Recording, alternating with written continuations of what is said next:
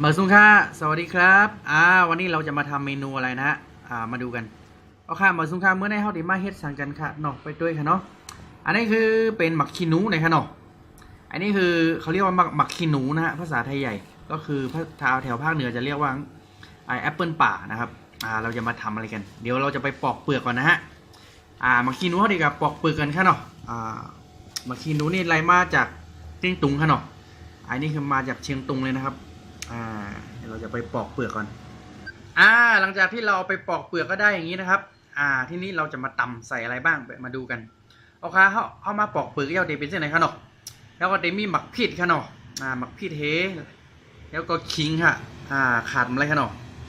จะมีพริกนะฮะขิงนะครับขิงนี่ขาดไม่ได้เลยแล้วก็จะมีอะไรอีกเราไปดูกันนี่ครับผักกาดนั่นเองนะครับผักกาดสดเอาค่ะเอเลมี่ทั้งผักกาดค่ะเนาะเขาดีมาตำกันไปค่ะเนาะอันนี้เป็นครกหินนะครับแล้วก็นี่ลงไปเลยนะแล้วเราก็ตำนะครับระวังฮะมันจะกระเด็นใส่หน้านะครับตำก่อนตำให้ละเอียดเลยแล้วก็ใส่นี่นะฮะนี่คือเกลือนะครับแล้วก็ชูรสนะฮะแล้วที่ขาดไม่ได้เลยก็คือตัวนี้นะครับอันนี้เป็นนี่ถั่วเน่าผงนะฮะอาหารหลักของไทยใหญ่เลยนะครับ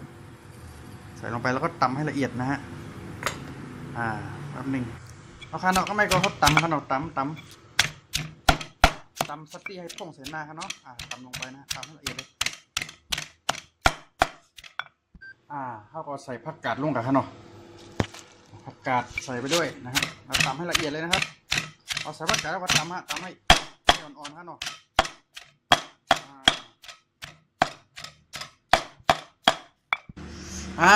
นี่ฮะตำจนอย่างนี้เลยครับ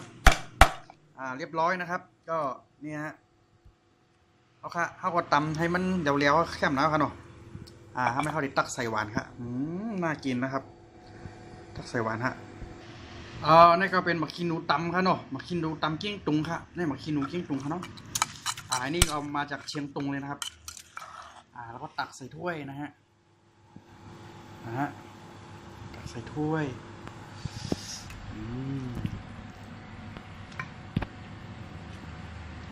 ตักใส่ถ้วยนะครับ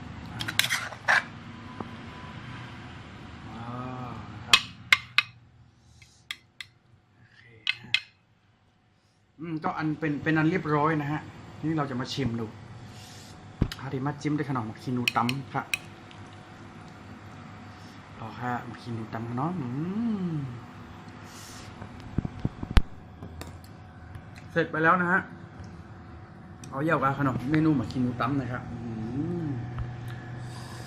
ทานด้วยกันครับ